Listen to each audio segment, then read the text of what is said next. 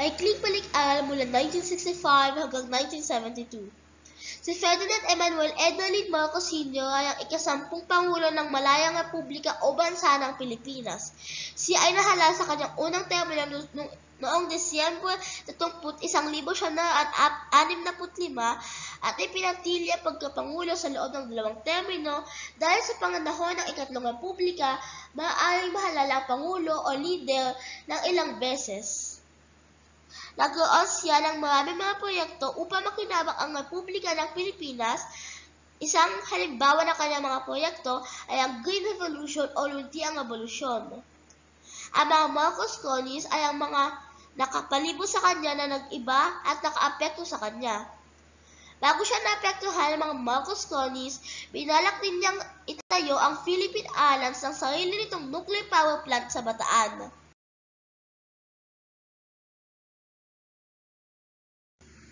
Ang deklarasyon ng Batas Militar sa Pilipinas ni Pangulong Ferdinand E. Marcos noong September 21, 1972 ay nagmarka ng makabuluhang pagbabago sa kasaysayan ng bansa. Ang ulat na ito ay naglalayon na magbigay ng komprehensibong pagsusuri sa mga kaganapan na humantong sa deklarasyon ng Batas Militar, ang epekto ng Batas Militar sa lipunang Pilipino at ang pamana ng panahong ito sa pampulitikang tanawin ng bansa. Pilipinas noong 1960s at 1970s.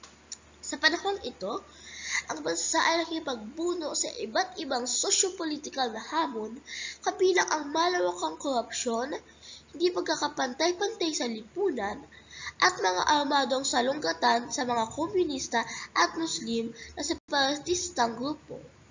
Ang pampulitikang tanawin ay nailalarawan sa pamamagitan ng matinding pakikibaka sa kapangyarihan at isang lumalagong pakiramdam sa kaguluhan sa gitna ng populasyon ng Pilipinas. Binigyang katwiran ni Pangulong Marcos ang deklarasyon ng Batas Militar bilang tugon sa lumalalang banta ng Communist Insurgency at ang pangangailangang ibalik ang batas at kaayusan sa bansa. Binanggit niya ang lumalalang sitwasyon panseguridad, kawalang tatag ng ekonomiya, at pagkasira ng demokratikong institusyon bilang mga pangunahing dahilan ng pagpataw ng pamumuno ng militar. Gayunpaman, maraming mga kritiko ang nangangatuwiran na ang tunay na motibo sa likod ng Batas Militar ay upang patatagin ang kapangyarihan ni Marcos at supilin ang pampulitikang oposisyon.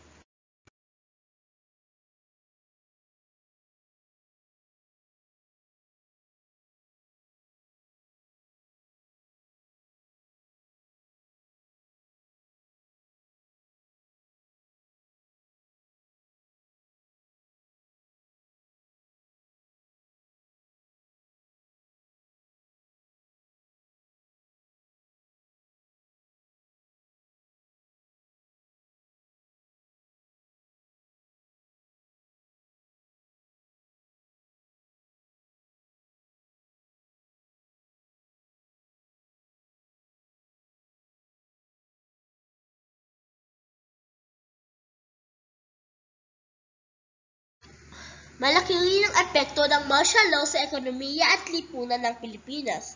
Sa ilalim ng otoritaryang paghahari ni Marcos, nagpatupad ang gobyerno ng mga ambisyosong proyekto pang-imprastruktura at mga reforma sa ekonomiya. Ngunit ang mahakbang na ito ay nabahira ng malawakang korupsyon at crony kapitalismo.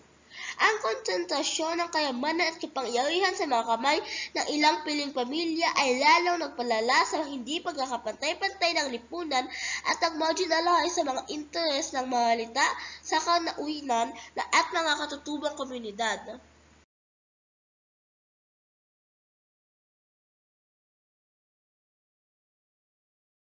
Sa kabila ng mga panunupil na hakbang na ipinataw ng rehimeng Marcos, patuloy na nilalaban ang iba't ibang sektor ng lipunang Pilipino, kabilang ang mga estudyante, grupo ng relihiyon, at mga organisasyon ng lipunang sibil.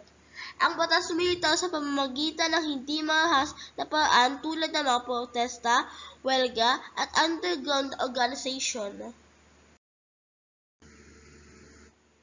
Ang simbahang Katoliko sa partikular ay may mahalagang papel sa pagbibigay ng santuaryo at suporta sa mga biktima ng pang-aabuso sa karapatang pantao at magsasalita laban sa mga pang-aabuso ng pamahalaan.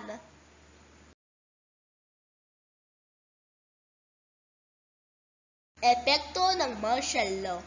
Ang pamana ng batas militar ay patuloy na humuhubog sa politika at lipunan ng Pilipinas hanggang ngayon.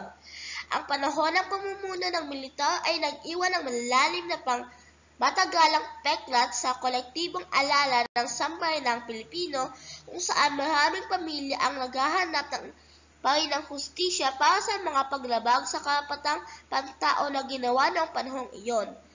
Ramdam pa rin ang epekto ng rehimeng Marcos sa ekonomiya, pamamahala at panlipunang tela ng bansa, at nagpapatuloy ang proseso ng pagpapagaling at pagkakasundo. Konklusyon. Bilang konklusyon, ang deklarasyon ng batas militar ni Ferdinand Emanuel Edwin Marcos Sr. ay nagkaroon ng malalim at matibay na epekto sa Pilipinas na humubog sa political trajectory at social dynamics ng bansa sa mga darating na mga dekada at mga taon.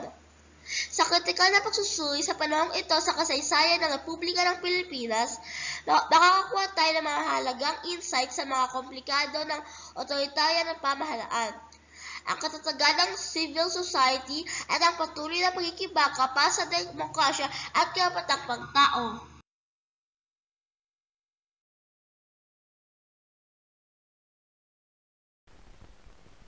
The proclamation of martial law is not a military takeover. I, as your duly elected President of the Republic, use this power which may be implemented by the military authorities, but still is a power embodied in the Constitution to protect the Republic of the Philippines and our democracy.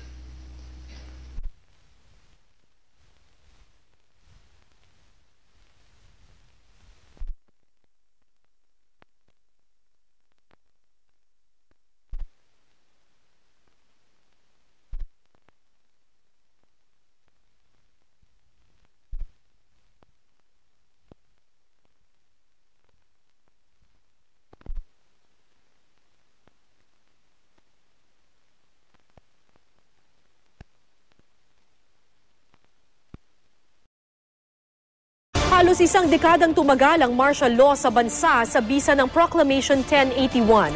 Hanggang ngayon, magkakaiba ang opinyon ng mga Pilipino sa mga nangyari noong panahong iyon. Narito ang report. Sa loob ng halos isang dekada, ang mga salita ni Pangulong Ferdinand Marcos ang naging batas sa Pilipinas. Dahil sa pinirmahan niyang Proclamation 1081, nagkaroon siya ng kapangyarihang kontrolin ang iba't ibang sangay ng pamahalaan. Pero ito rin daw ang naging dahilan kung bakit nayurakan ang karapatan ng maraming mamamayan. Ang mga hinihinalang kaaway ng gobyerno mula miyembro ng simbahan hanggang estudyante at guro, inaresto, tulad ni ngayoy Commission on Human Rights Chairperson Eta Rosales. Isa siyang guro noon na dinakip at pinahirapan. Sinali nila wires dito tapos lahat. So buong katawan mo, kinukuryente nila, tapos ginaganon yung battery. Dahil talagang sisigaw ka talaga, sisigaw ka. After that, tapos sexual molestation yan. Tapos, tinapon ka sa isang lugar, dun sa isang sulok. Sa Pasig yan may safe house. Ang tawag nila safe house. Tawag ko diyan torture chamber. Kasi din sila nagto-torture. Tapos they would get the songs, patriotic songs, no? Yung ang tutungkol sa pagmamahal sa bayan, tutugtugin nila sa iyo. To haunt you, to taunt you, to mock you. Yun, dehumanizing yun. Marami ang katulad ni Rosales na dumanas ng hirap dahil sa paninindigan. Pero sa kabila ng madilim na imahe ng panahon ng martial law, may ilan din namang nag-aangat sa rehimeng Marcos. Ang pamumuno raw noon ni Marcos ang nagtulak para makilala ang Pilipinas sa buong mundo. Si Rudy Cuenca, itinuturing ng ilan na Marcos crony o mga kaibigang pinaburan umano ng husto ni Marcos. Pinamunuan niya noon ang Construction and Development Corporation of the Philippines na nagtayo ng iba't ibang infrastruktura. gaya ng North at South Luzon Expressway. Ang Nooy Manila International Airport na ngayon Ninoy Aquino International Airport at ang San Juanico Bridge, ang pinakamahabang tulay sa bansa na nagdurugtong sa Samar at Leyte. Kapag sinabi po yung pangalang Rudy Cuenca, ang palaging kakabit nun ay yung salitang crony. Specifically, crony ni Marcos. Anong reaksyon niyo po dito? Kayo po ba talaga ay crony ni Marcos? At proud crony ni Marcos? Matagal na akong pinaparatangan niyang pangalang crony. Ang sagot ko naman sa mga tumatawag sa akin nun, kako, crony ako, meron naman kung ginagamit ninyo. O kayo naman, ano nagawa niyo nagagamit ng tao? Ang kanilang mga karanasan, magkasalungat man, parehong makapagbibigay sa atin ng ideya kung ano nga ba ang naranasan ng ating mga kababayan noong umiiral pa ang batas militar. Balikan ang pinagdaanan ng iba't ibang personalidad na lubos na naapektuhan sa pagpapatupad ng proklamasyong sinasabing nagbusal sa bibig ng maraming mamamayan. Ang mga kwento ng martial law sa espesyal na dokumentaryong 1081. Tutukan bukas, Sabado, September 22, 8:45 ng gabi sa GMA News TV.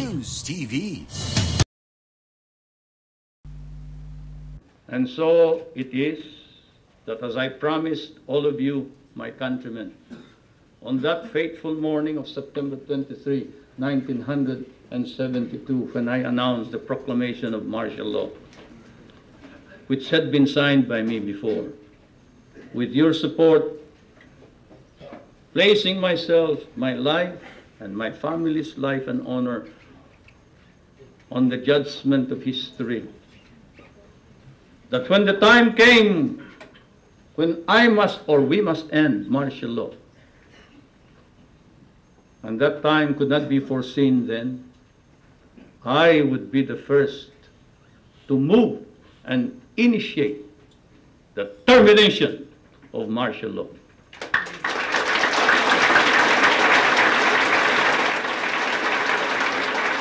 It is after deliberate, sober judgment